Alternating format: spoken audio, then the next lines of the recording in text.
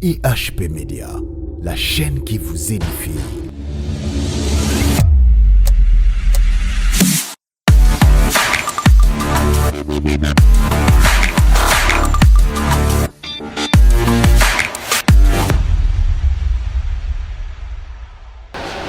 Voilà, merci beaucoup chers fidèles téléspectateurs dans votre émission pastorale prophétique. Mesdames et messieurs, vous nous suivez partout dans le monde à travers l'internet, à travers votre chaîne EHP Média TV. Je vous dis beauté de prix Paris, je salue mon ami Carmi Berthe Salem, je salue Poutodon d'original, Ormeline Zolo et pourquoi pas Noéline Poka, maman na Merveline, beauté de Sozali et puis on a PSP la tunion sur Basile du Bako, la Nabso na Mumao, beauté belé vraiment. Comme nalobara toujours cette émission est là pour nous édifier, pour nous consoler biso tout le problème et pourquoi pas tous à la bénie parce que même la Bible déclare qu'elle se poussée par l'esprit que les hommes parlent de sa part, parlent de la part de Jésus-Christ de Nazareth. C'est-à-dire que tout fan du journal de l'eau et d'accord juste pour nous mettre mon. Voilà devant moi je suis avec un homme de Dieu, un serviteur de l'Éternel, un prophète avec une onction multidimensionnelle au nom du prophète Paul Kamoulete autre et bien déjà na kata chaîne abiso boto mosala nzambe Moté papa journaliste. Voilà, ça fait un bail mais on a qui na ba retraite que tokoti kaoti parce que ça nous a bien il faut qu'on déranger quand même ceux qui tous en a besoin à insulte l'Éternel na éviter avant to banaso ko pesa ba chrétien na ba chrétien on ba totala yo mambote na pesi libote nzambe mbote ba oyo ba tchabiso na kati na mitema na bango mbote. Voilà, merci Poto Banda, Poto Tikanyon, son nom, beaucoup de Zambia, Bana Msolo, Alpha, donc, invité ceux qui te semblent. Mon sang, tu n'as pas la topesio, merci. Tu habites en Aboko Nayo, Pambola Bay, Kenyon, soit pour le Nabiso Natango Oyo, Bazala édifié, na Kombo na Sumasia, Amen. Amen, amen, amen, merci beaucoup pour sa disponibilité, Nabino, parce que le lobby pour recevoir un serviteur de Dieu de qualité à la salle de récompense et vous avez la voilà pourquoi si quelle émission on a fait aux à la béni aux à la consoler n'a pas problème aux et pourquoi pas aux à solution à mambo donc merci beaucoup ça la nzambe na éviter le lot la ligne qui mingi to parler na mambo tali ba problème ya ba tout ça dit so vous a capacité à pouvoir édifier tout pour consoler bango.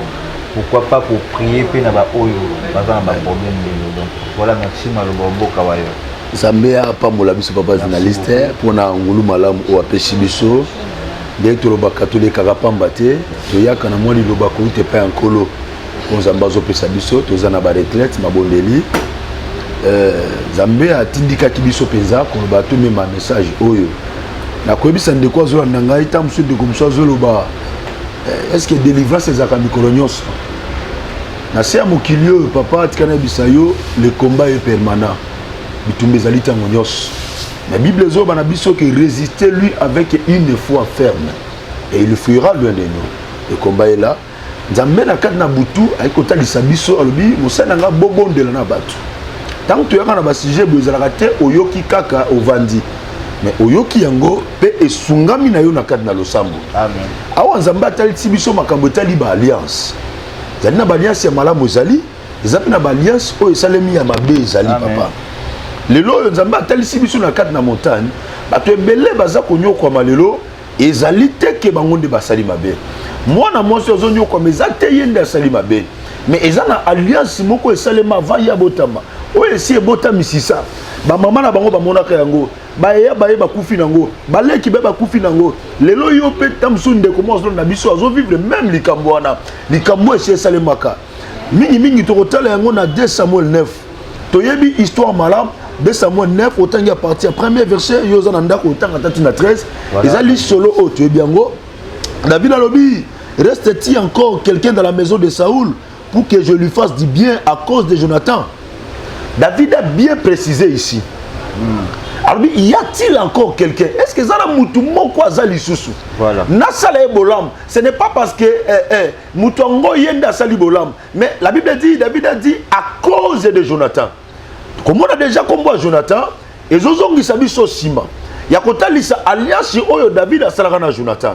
Souvenez-vous, tant papa et Jonathan comme Luka boma David Saoul. Vous savez, il y avait un moment, Jonathan moté mané linga ki mingi David. asepela qui l'elengio. C'est-à-dire il était contre la proposition papa na Koboma David. Et il y avait un moment basala qui pacte, basala qui alliance. Neti ba solo li. Le longa soki Jonathan Azate na yebi que David Nzamba ko salo bolam ko bossa na génération na ngaité. C'est ça aussi l'alliance. Mais l'alliance que David avait fait ici avec Jonathan, c'est qui alliance malam, to côté la suite na ngonde bota kimbuma. Mais il y a des familles aujourd'hui. Maman soko comprendre marambo te papa ko détruire yango, il y a des gens au alliance ils ont pesé l'icône bango. Chaque coutume, chaque famille est en alliance nango. Ba Congo bazana bango, Bangala bazana bango, des choses au papa journaliste Rocky Mayangote. Pourquoi? Parce que ezali tobo tamina kata ba famille wana. Nous sommes dans tout musu so mona bia ngai na zakana Yesu tobo ite. Mais obo tamina famille o alliance ni esalema. Ba pacte ni esalema. Ezala mona musu zo na ngai aw. Soka la ndili solo malamu na kata na famille mama na ye azaka mto banganga. Asala ba pacte na banganga. Ezala mona mbali musu makambo okutana ngo lelo. Eza parce que papa na ye asala ka bana ya bato ba si mabe. C'est ça ces zones en abisso lelo. Parce que tout ce que nous faisons il rattrape piso ba mikolo koya. Amen. Ozumna lo mona no peut-être moi c'est on yoko parce que yo papa obebi saka bano ya bato. Yango zamba lobi na biso to ya ko sambela.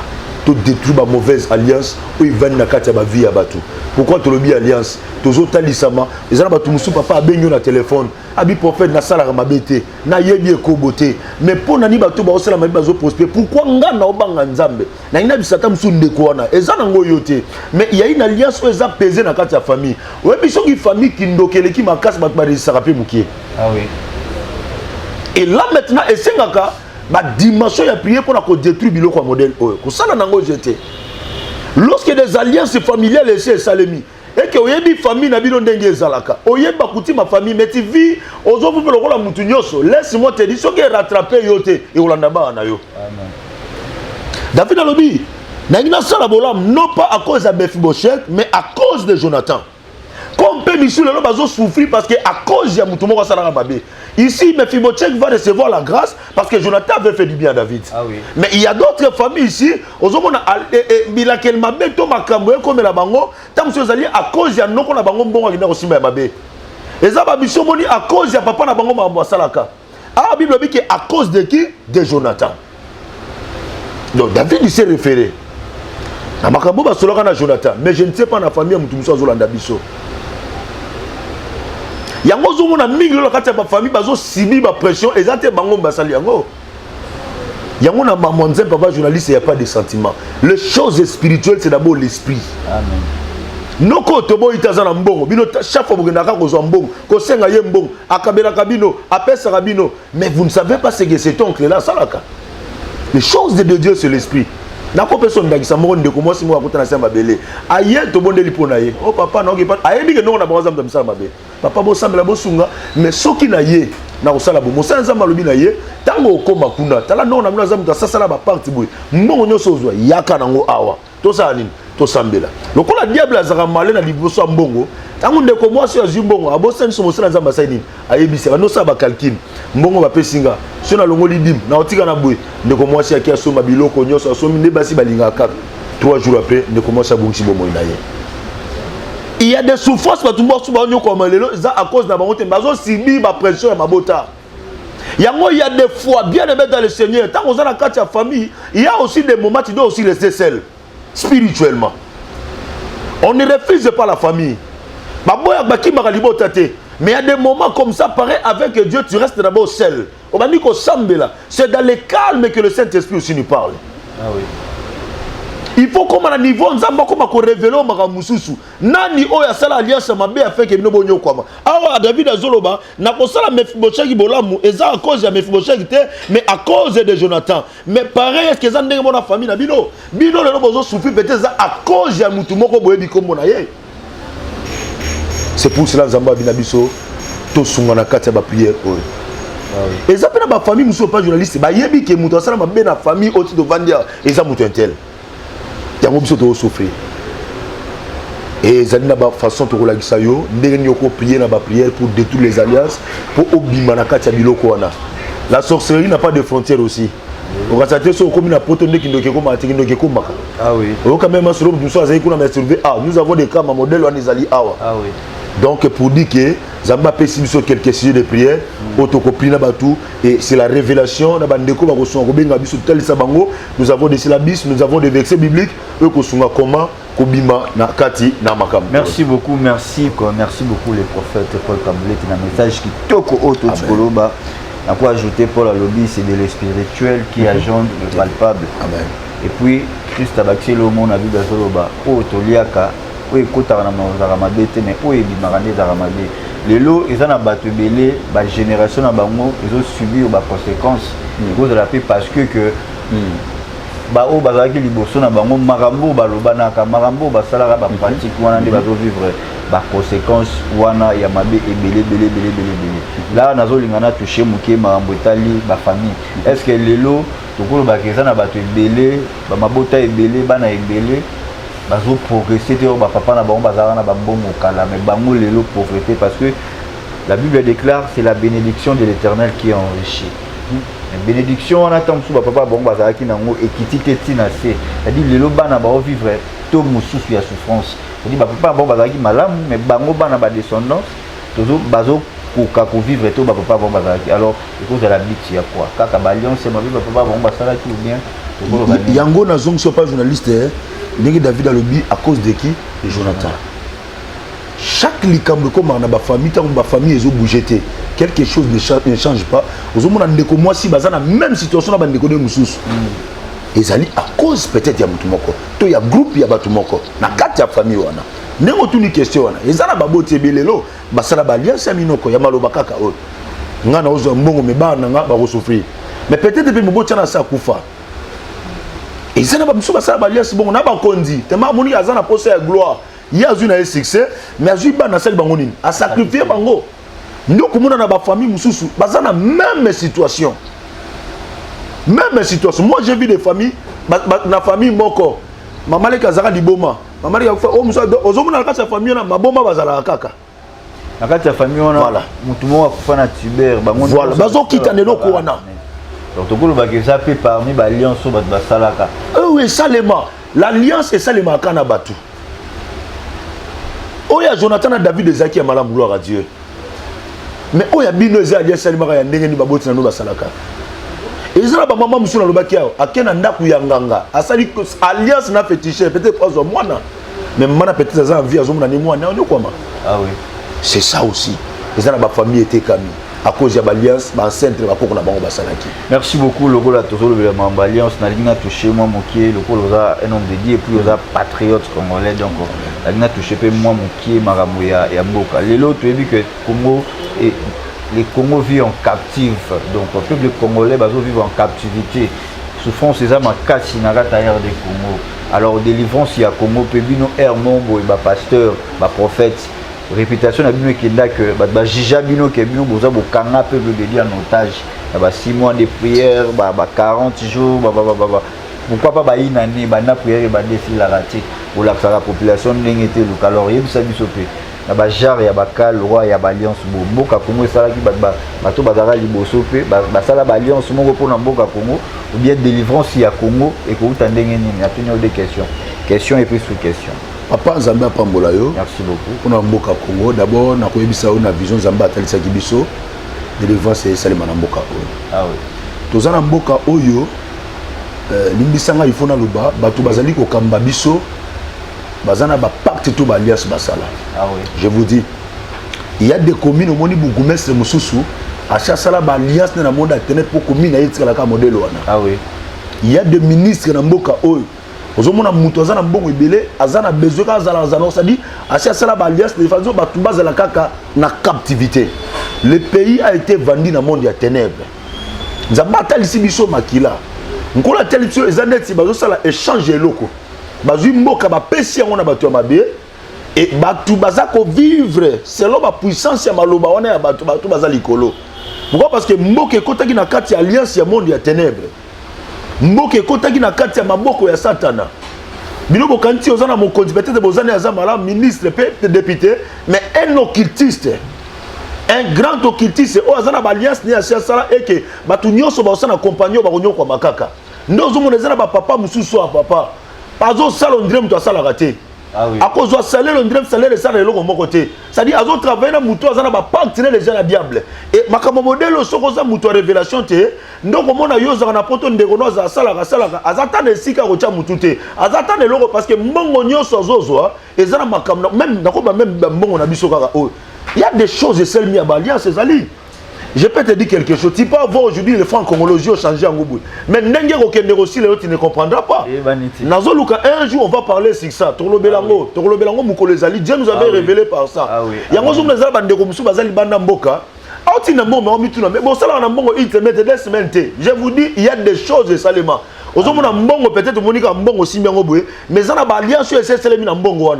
Oh, a été quitté dans ma boque au soit Tsorobeli Simon, soit Nandenge Kosi, là, mais la guine en bon et Siri Bonden. Et ça, les Camorosa n'ont pas quitté. Il y a un autre jour, on va mettre en Mboka Oyo, Nzambazo Telemapo a détruit, pour même Bissamagambo et Zamabe, parce que le pays est déjà sous influence et alliance à monde à ténèbres.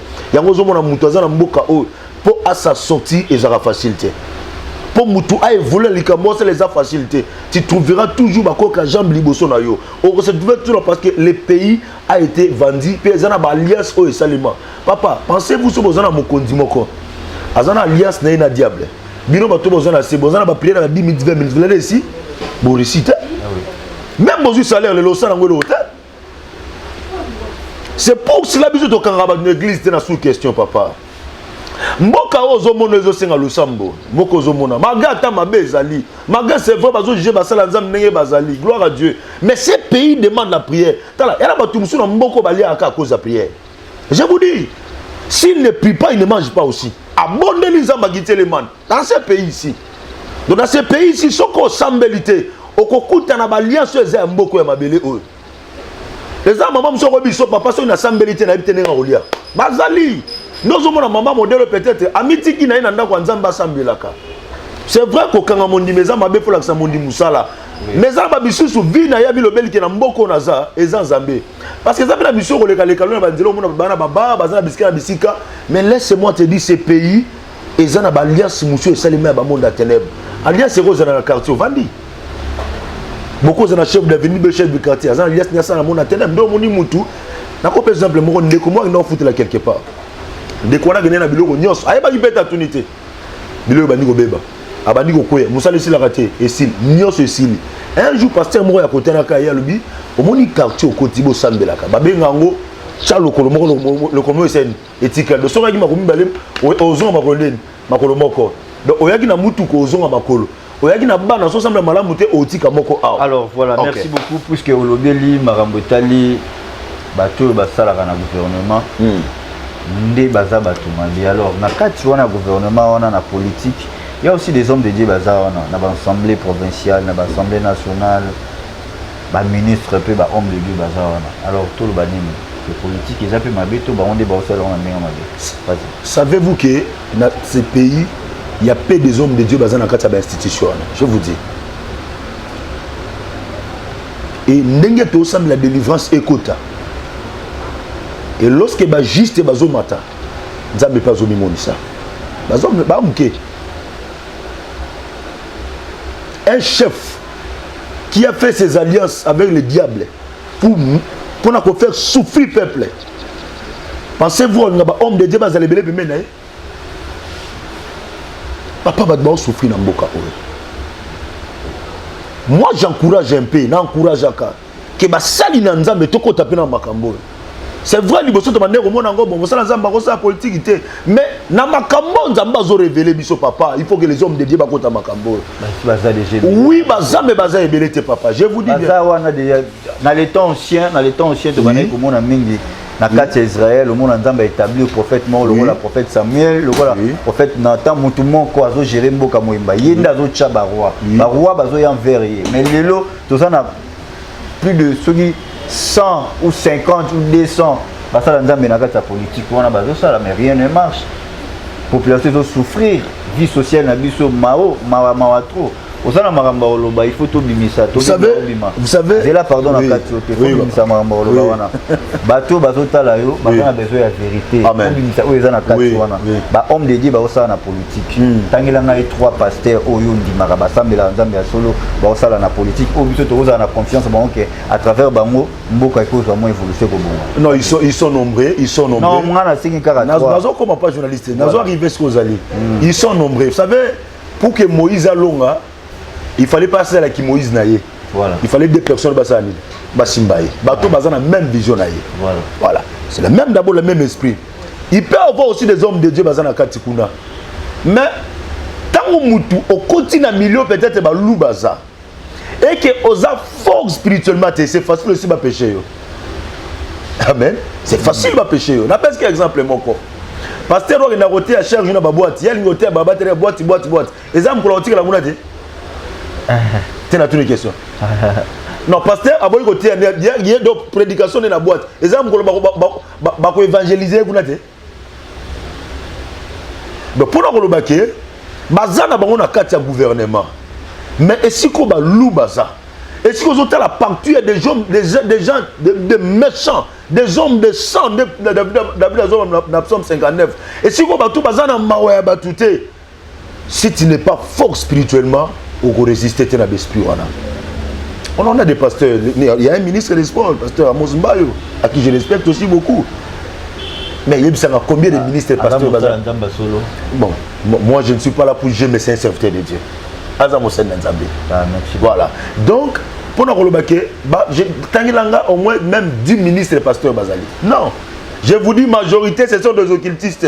Ce sont des gens qui ont soif du sang. Bah vivre en bas, passer à batou. Ça dit tant que nous besoin nio comment bazo mata. Bango bazo la élever. Mais la Bible déclare on ne peut jamais servir 2 maîtres. Tant que bango balandi, ba yebi ke kuna balou bazali, ba ponika la place wana et puis mo bazo zonga son église pour noter à bana Nzambe. Est-ce que ce mot bazo mélanger? Le Seigneur nous a donné des chemins, la vie ou la mort. Voilà. Nzambe appelle ça dans toute responsabilité à vinaye.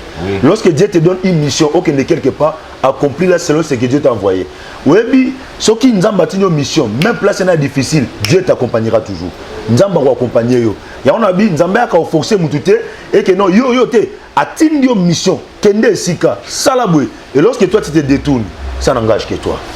Merci beaucoup fidèles téléspectateurs, je pense que nous touchons déjà vers la fin de cette émission. Voilà, merci beaucoup. Naïbi que comment j'étais déjà dans 4 émissions alors.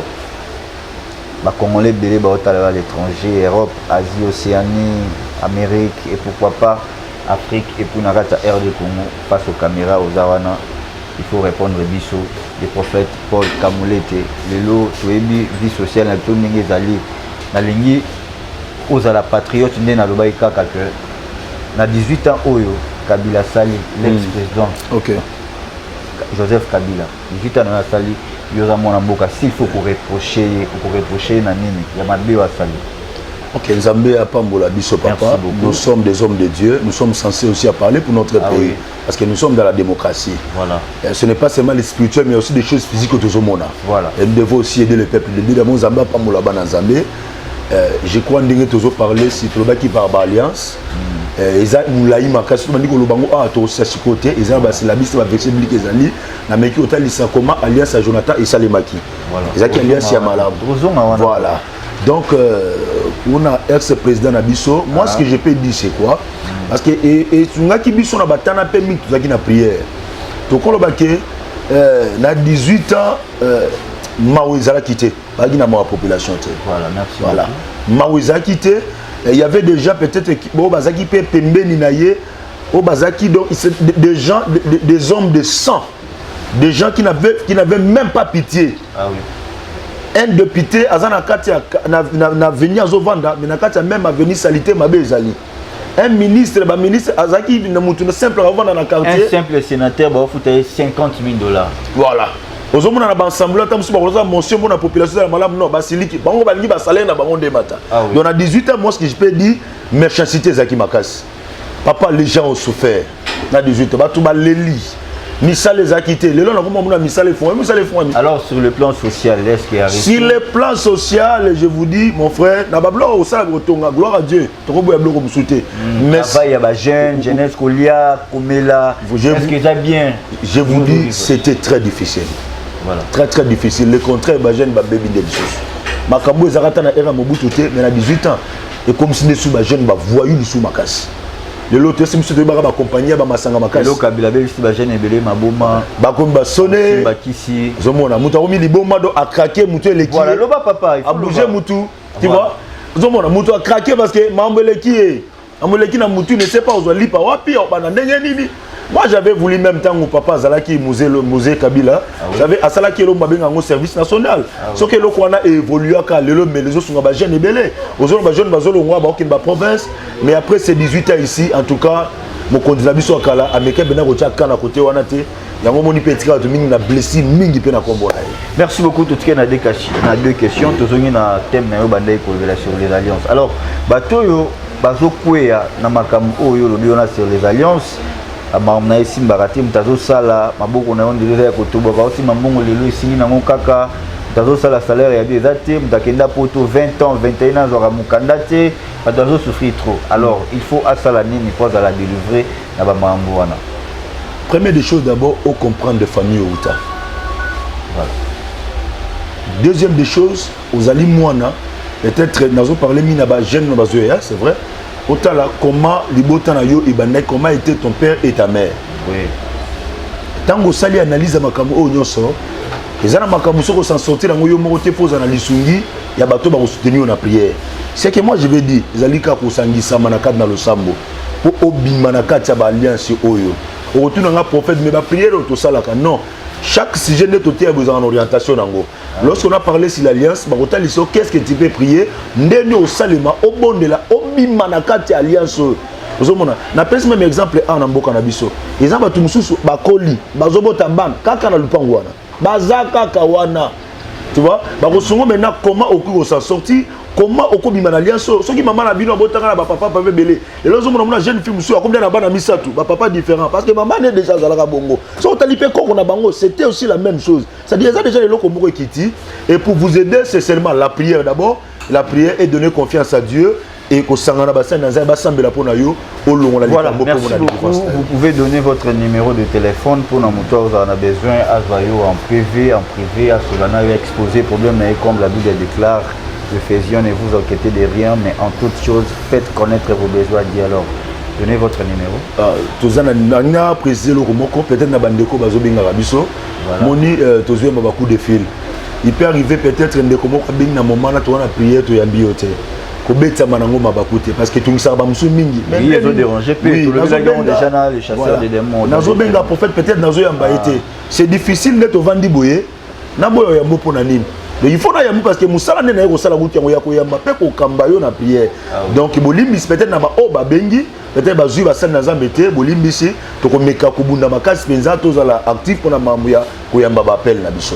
Zamba pamula biso na biki yoki biso numéro ezali plus 243 89 82 68 717 089 82 68 717.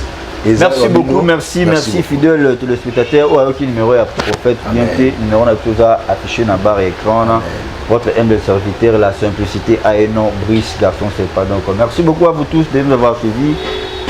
Merci à Noéline Mpoka depuis la France. Merci à Jaël Mpoka, Yasmine Mpoka et pourquoi pas mon ami depuis Paris 14. Carmi Bekti Salem et pourquoi pas je salue la celle qu'on appelle Ormeline Bouzolo, poupée blonde originale et puis Nabo Sanité na Canada, grâce tendance la canadienne Babo Tébéleta Sozali et pourquoi pas Joe Modango qui casse-paye, sans oublier mon vieil trésor Mbombo, Paris t'appartient. Donc merci beaucoup à vous tous de nous avoir suivis. Je remercie l'équipe technique, l'équipe technique, là j'en profite, Napé Sabatou tout Bazambote, Nabo Sanité Cordon, équipe Bumba Coach. Vous sanité Brad, l'homme blanc, donc l'homme blanc, Brad, Bambo Tébéleta Sazali, et puis sans oublier les caméramens intelligents, la confiance de mieux faire. Montréal, Nathan Mwamba. Son abogé Nathan Mwamba, c'est que Belgique, nous avons Abel Djogo, Abel Mwamba Djogo. Amoni Bagodjila Mpangi. Donc voilà, quant à moi, je vous dis bye et puis on se retrouve au prochain numéro. Bye bye. IHP Media, la chaîne qui vous édifie.